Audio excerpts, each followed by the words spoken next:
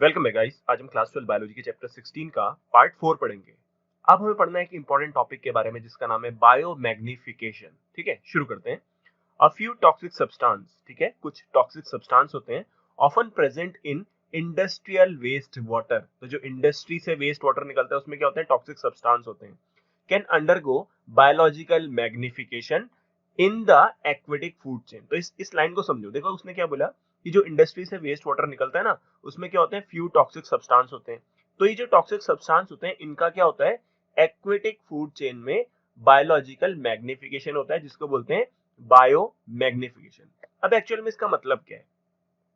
Biomagnification refers to increase in concentration of the toxicants at successive tropic level। ठीक है, जब आप food chain को स्टडी करते हैं तो वहां पे आप देखते हो ट्रॉपिक लेवल्स होते हैं ना, जैसे लोअर ट्रॉपिक लेवल, फिर से उससे ऊपर का ट्रॉपिक लेवल और ऊपर का ट्रॉपिक लेवल, इस तरीके से होता है। तो यहाँ पे क्या होता है, जैसे लोअर कुछ ऑर्गेनिज्म होंगे, ठीक है, फिर ऊपर वाले में कुछ और ऑर्गेनिज्म होंगे, फिर उससे ऊपर वाले में कुछ और ऑर्गेनिज्म होंगे। तो यहाँ पे बोला क्या गया, बायोमैग्निफिकेशन का मतलब होता है कि जब ये जो टॉक्सिक सब्सटेंस है ना, इनकी कंसंट्रेशन बढ़ने लगती है जैसे जैसे सक्सेसिव ट्रॉपिक लेवल पे हम जाते हैं। जैसे मान लो ये लोअर ट्रॉपिक लेवल है, यहाँ पे जो कंसंट्रेशन होगी इस टॉक्सिक सब्सटेंस की वो कम होगी। ऊपर वाले में देखेंगे तो ज्यादा हो जाएगी, और ऊपर वाले में देखेंगे तो और ज्यादा हो जाएगी।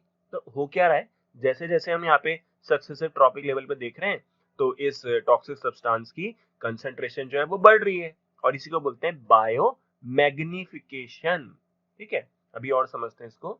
This happens because a toxic substance accumulated by an organism cannot be metabolized or excreted and is thus passed on to next higher tropic level। अब देखो, जैसे कि यहाँ पे लोअर ट्रॉपिक लेवल में जो ऑर्गेनिज्म होगा, यहाँ पे कोई ऑर्गेनिज्म है, इस ऑर्गेनिज्म की बॉडी में क्या है, वो टॉक्सिक सब्सटेंस है। ठीक है ना। अब ये टॉक्सिक सब्सटेंस ना इस ऑर्गेनिज्म की बॉडी से बाहर नहीं निकल पाता।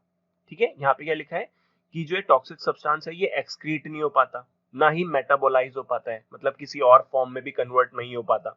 तो इससे क्या होगा, इस ऑर्गेनिज्म की बॉडी में जो टॉक्सिक सब्सटेंस है वो जमा हो जाएगा।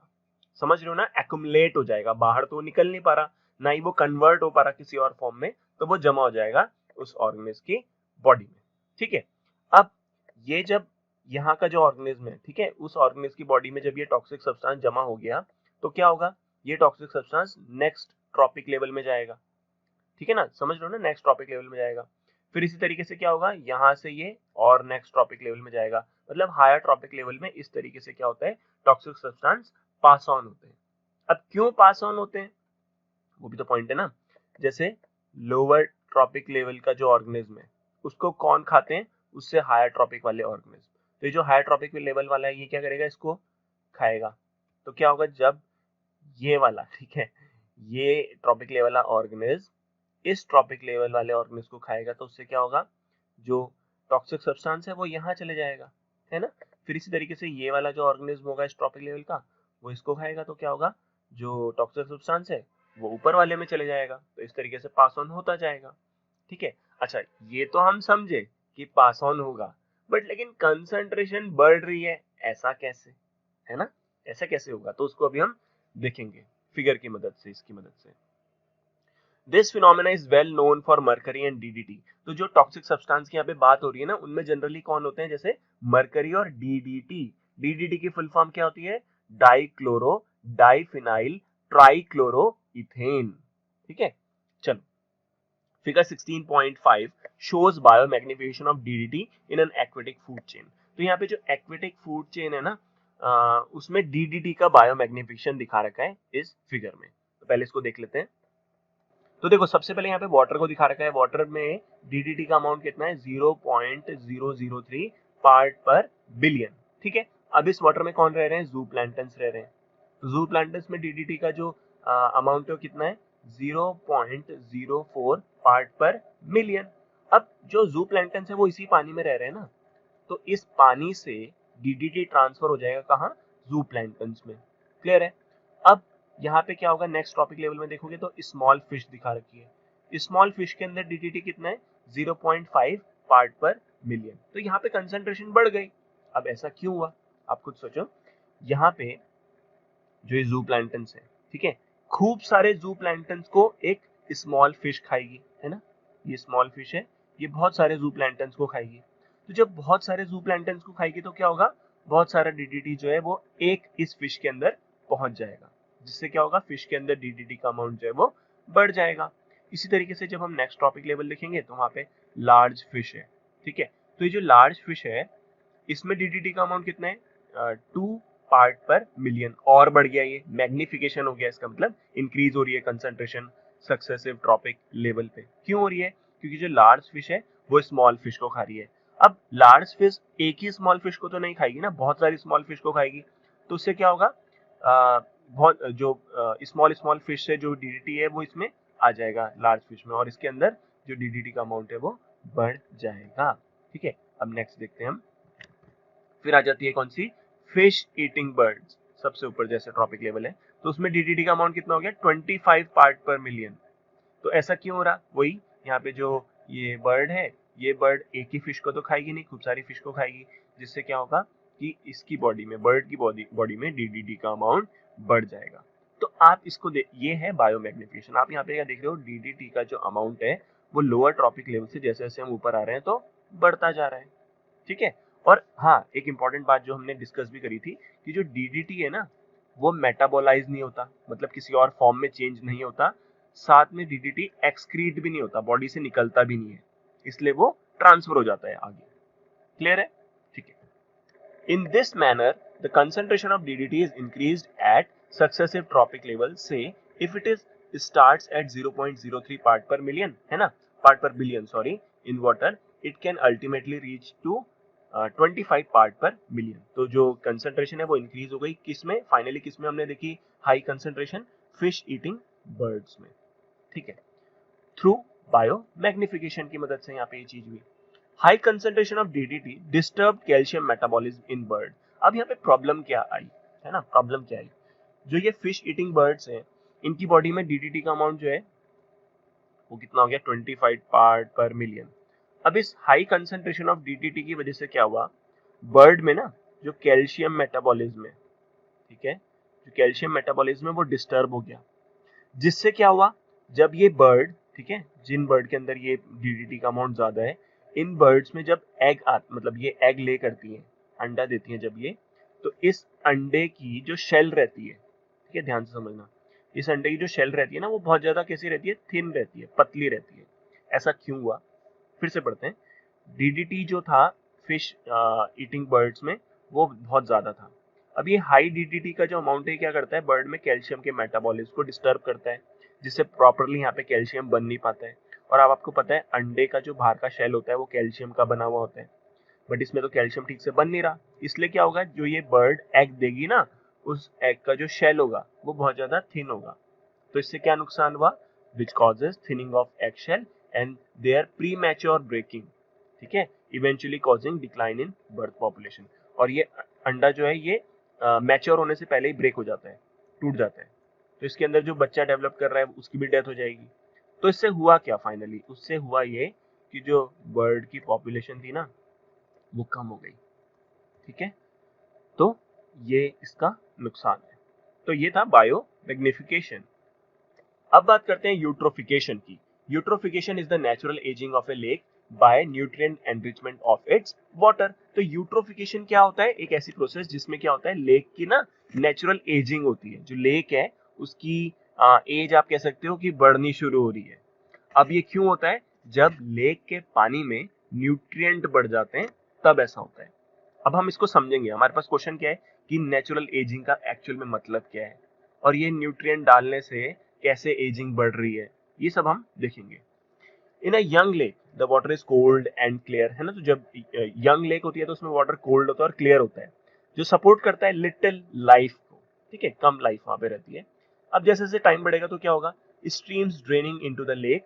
अब देखो स्ट्रीम्स है जैसे, ठीक है, और ये लेक है, तो स्ट्रीम्स का जो वाटर होगा वो कहाँ आएगा, लेक में मिलेगा।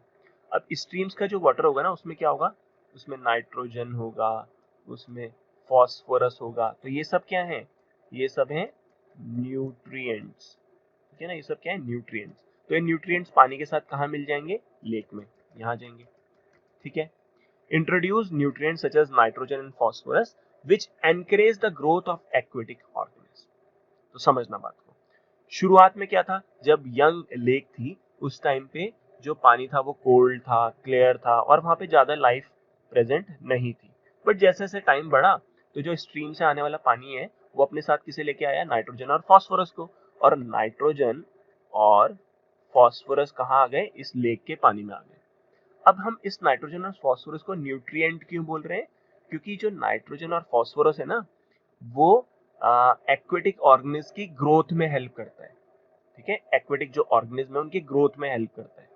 तो क्या होगा, as the lake fertility increase, lake की फर्टिलिटी जो है वो इंक्रीज हो जाएगी क्योंकि यहाँ पे न्यूट्रिएंट्स आ चुके हैं, है ना। तो क्या होगा, प्लांट एंड एनिमल लाइफ बर्जियंस, बर्जियंस का मतलब क्या होता है, बिगिन टू ग्रो। ठीक है, तो जब ये नाइट्रोजन और फास्फोरस जो न्यूट्रिएंट्स हैं ये लेक के अंदर आ जाएंगे तो उससे क्या होगा, जो प्लांट्स हैं, जो एनिमल्स हैं वो इन न्यूट्रिएंट्स को कंज्यूम करेंगे और ग्रो ना यहाँ पे शुरू कर देंगे।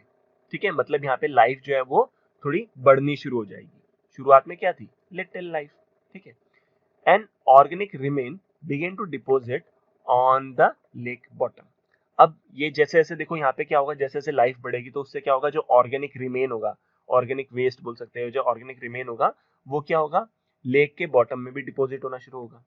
जैसे कि ये सरफेस है लेक का, समझना इसको। ठीक है, और ये हो गया उसका क्या, नीचे की जो जमीन है। ठीक है ना, तो ये तो पूरा पानी हो गया, यहाँ पूरा पानी है, मतलब इतनी गहरी है, आप सीधे ऐसे समझो ना, इतनी गहरी लेक है। अभी क्या हुआ कि लेक में जो है न्यूट्रिएंट्स आ गए, न्यूट्रिएंट्स आने से क्या हुआ, जो एक्वेटिक ऑर्गेनिज्म है उनकी ग्रोथ शुरू हो गई। तो ग्रोथ होगी तो वहां पे ऑर्गेनिक मैटर भी प्रोड्यूस होगा। ऑर्गेनिक मैटर फिर धीरे धीरे क्या होगा, यहाँ जमा होना शुरू होगा नीचे सरफेस पे, है ना, इधर जमा होना भी शुरू होगा, वो डिपोजिट होगा। Over the centuries, as slit and organic debris piles up. अब इसको समझना, जैसे जैसे सेंचुरीज बीतेंगी मतलब जैसे 100-200 साल हो जाएंगे तो उस टाइम पे क्या होगा, जो सिल्ट है, सिल्ट क्या होता है, फाइन सैंड या बोल लो क्ले होती हैं, या जो ऑर्गेनिक डेब्रीज हैं, ऑर्गेनिक जो वेस्ट बनता है यहाँ पे, वो यहाँ पे जमा होना शुरू हो जाएगा, यहाँ नीचे लेक में, है ना। द लेक ग्रोज शैलोअर, और इससे क्या होगा, जो लेक की गहराई है ना वो कम होनी शुरू हो जाएगी, क्योंकि तल है इसका, जो नीचे जो है उसमें तो ये जमा होने लग गया, तो जमा होने लग गया तो गहराई पहले इतनी थी, अब इतनी हो गई, कम हो गई, है ना। और पानी भी वार्मर हो जाएगा with warm water organisms supplanting those that thrive in cold environment। तो आप ध्यान रखना, शुरू में हमने क्या पढ़ा था, शुरू में हमने पढ़ा था कि बहुत कम लाइफ सपोर्ट करती है, साथ में वाटर भी बहुत ज्यादा कोल्ड रहता है, और अब क्या हो गया, पानी वहां पे गर्म हो गया और लाइफ भी बढ़ गई। ठीक है, तो इससे क्या हुआ, जो वार्म वाटर में रहने वाले ऑर्गेनिज्म थे अब उनकी ग्रोथ होनी शुरू हो जाएगी यहाँ पे, क्योंकि पानी अब गर्म हो गया, और जो कोल्ड इन्वायरमेंट वाले ऑर्गेनिज्म थे वो खत्म होना शुरू हो जाएंगे। तो सीधी बात क्या होगा, वार्म वाटर ऑर्गेनिज्म जो है वो सप्लांटिंग कर देंगे, मतलब रिप्लेस कर देंगे कोल्ड वाटर के जो ऑर्गेनिज्म है उनको। ठीक है, marsh plants take roots in the shallow and begin to fill in the original lake basin। अब इसका मतलब क्या होता है मार्श प्लांट्स का, मार्श प्लांट्स एक्चुअली क्या होते हैं, हर्बेशियस प्लांट्स होते हैं। हर्बेशियस प्लांट्स कौन से होते हैं, जिनमें कोई वुडी स्टेम नहीं होती। ठीक है, जैसे ग्रास हो जाते हैं, तो ये ग्रास वगैरह क्या होंगे ना, यहाँ पे ग्रो होना शुरू हो जाएंगे नीचे ना। ठीक है, तो यहाँ पे इनकी रूट्स वगैरह आ जाएगी तो ये ग्रो होना शुरू हो जाएंगे यहाँ पे। Eventually the lake gives way to large masses of floating plants. तो यहाँ पे क्या होगा, प्लांट्स वगैरह की ग्रोथ होनी शुरू हो जाएगी और वो क्या होगा, यहाँ पे फ्लोट करना भी शुरू कर देंगे। ठीक है, सरफेस पे। Finally converting into land. तो ये चीज है इंपॉर्टेंट, देखो एजिंग का एक्चुअल में मतलब क्या होता है कि पहले तो लेक थी, बहुत बढ़िया सी एक लेक थी, ठीक है, ऐसे करके जिसकी गहराई इतनी थी, बट लेकिन अब इसके अंदर न्यूट्रिशन आ गए थे, न्यूट्रिएंट्स आ गए थे, जिससे क्या हुआ, अब यहाँ पे लाइफ फॉर्म जो है वो ग्रो करने लगी, एनिमल्स प्लांट्स यहाँ पे बहुत ज्यादा आने लग गए। तो जिसकी वजह से क्या होगा, धीरे धीरे धीरे धीरे जो यहाँ पे डिपॉजिट्स हैं वो बढ़ना शुरू हो जाएंगे। ठीक है ना, नीचे डिपॉजिट्स होना शुरू हो जाएगा, तो क्या होगा, गहराई पहले कम होगी, फिर और डिपोजिशन होगा, नए नए प्लांट्स आएंगे, फ्लोट करने शुरू करेंगे प्लांट्स, फिर और गहराई कम हो जाएगी, ऐसे करते करते क्या होगा, लेक खत्म हो जाएगी और उसकी जगह पे जमीन आ जाएगी, लैंड आ जाएगी। तो हो गया ना, ये डाई हो गया ना, लेक जो थी वो खत्म हो गई, उसकी एजिंग हो गई। इसको बोलते हैं यूट्रोफिकेशन। ठीक है, Depending on climate, size of lake and other factors, the natural aging of a lake may span thousands of years. तो जो लेक होती है ना, उसकी एजिंग होने में हजारों साल भी लग जाते हैं, बट वो डिपेंड किस पे करता है? जनरली क्लाइमेट पे, साइज ऑफ लेक पे एंड अदर फैक्टर्स पे, ठीक है. However, pollutants from man's activities like effluent from the industries and homes can readily accelerate the aging process. अब इसको समझते हैं. देखो, हमने पहले क्या पढ़ा? नेचुरल एजिंग, ठीक है. नेचुरल एजिंग ये सेंचुरीज ले लेता है. एक लेक को एजिंग होने में, मतलब एक लेक को खत्म होने में बहुत साल लग जाते हैं. क्यों लगते हैं बहुत साल? क्योंकि जैसे लेक है, ठीक है, इस लेक के अंदर नेचुरल तरीके से न्यूट्रिएंट्स एंटर करते हैं, ठीक है, हमने पढ़ा था. न्यूट्रिएंट्स एंटर करते हैं नेचुरल तरीके से, तो बहुत धीरे धीरे थोड़े थोड़े न्यूट्रिएंट्स यहाँ पे आते जाते हैं और धीरे धीरे यहाँ पे प्लांट और एनिमल की ग्रोथ होती जाती है. ये हमने देखा था. ये हो गई नेचुरल एजिंग, जिसमें बहुत टाइम लगता है. बट अगर ह्यूमन क्या करे, जो इंडस्ट्री से निकलने वाला पॉल्यूशन है, पॉल्यूटेंट्स है, ठीक है, जो गंदा पानी है, घरों से जो वेस्ट जो निकलता है, उसको डायरेक्टली हम इन लेक्स में डालेंगे तो क्या होगा? उससे होगा ये कि, इसको समझना, ठीक है, इंडस्ट्रीज से जो वेस्ट है और होम घरों से जो वेस्ट वगैरह आता है, उसके अंदर ना बहुत ज्यादा अमाउंट में क्या रहते हैं? ये न्यूट्रिएंट्स रहते हैं, ठीक है. तो अब अगर इन न्यूट्रिएंट्स को हम डायरेक्टली लेक में डाल देंगे तो क्या होगा? होगा ये कि इस लेक के अंदर बहुत सारा न्यूट्रिएंट्स एक साथ आ जाएगा, ठीक है ना, बहुत सारा न्यूट्रिएंट्स आ जाएगा, जिससे क्या होगा? वहां पे जो प्लांट और एनिमल की ग्रोथ है वो एकदम से बहुत ज्यादा बढ़नी शुरू हो जाएगी. तो जो नेचुरल एजिंग होने में जो टाइम लग रहा था ना, वो अब बहुत कम हो जाएगा. अब तो बहुत जल्दी एजिंग हो जाएगी, क्योंकि जो न्यूट्रिएंट्स हैं वो बहुत ज्यादा, बहुत कम टाइम में आ गए, थोड़े ही टाइम में बहुत ज्यादा न्यूट्रिएंट्स आ गए.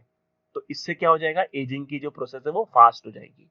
और this phenomena has been called cultured or accelerated eutrophication. इसी को बोलते हैं एक्सेलरेटेड यूट्रोफिकेशन. ये कब होता है? जब इंडस्ट्रीज और होम से निकलने वाले वेस्ट को डायरेक्टली लेक में डाल दिया जाता है तो. ठीक है. During the past centuries, lakes in many parts of the earth has been severely eutrophied by sewage and agricultural and industrial waste.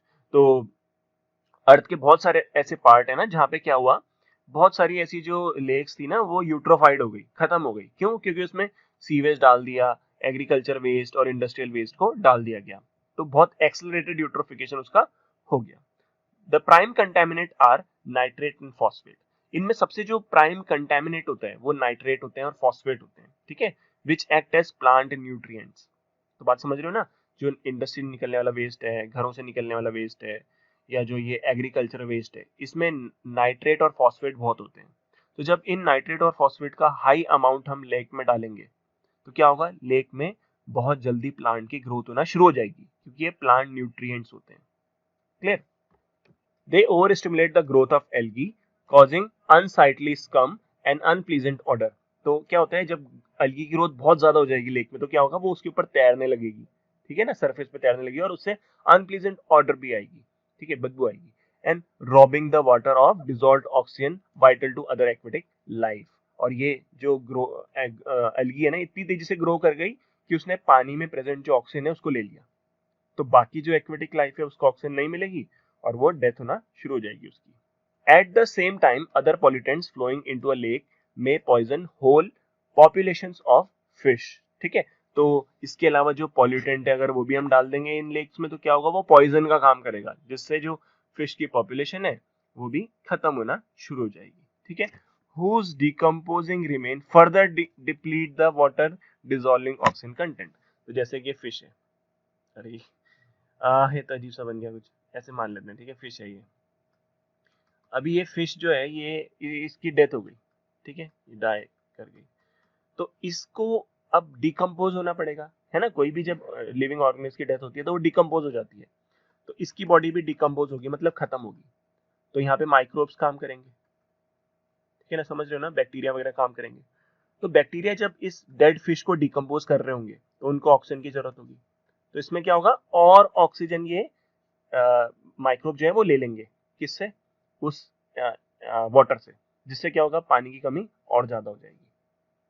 ठीक है, in such fashion a lake can literally choke to death. और जो lake है उसकी death हो जाएगी.